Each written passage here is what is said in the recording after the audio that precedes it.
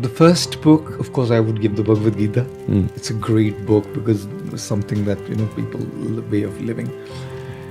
The second book I would give is Journey Home, which is the journey of my guru. Radha Swami wrote that book. It's his journey into India and his life lessons. It's a beautiful read. The third book that I would give is Why Leaders Eat Last by Simon Sinek. It's an incredible read on leadership.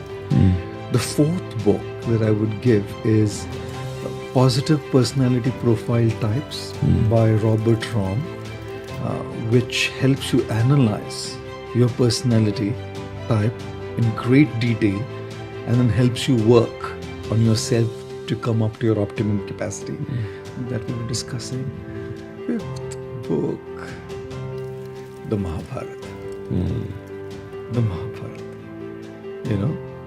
Again, when I talk about the Gita and the Mahabharata, I spoke about 3 other books, but the Mahabharata and the Gita, completely removing the religious connotation, but looking at it as a way of life, and specifically the Mahabharata, because that book goes beyond black and white.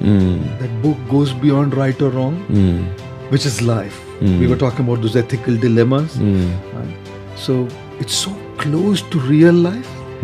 When you read that book, it's not like there's an answer straight away given to you, but it's like you can start to connect to your own journey and slowly figure those answers out. So yeah.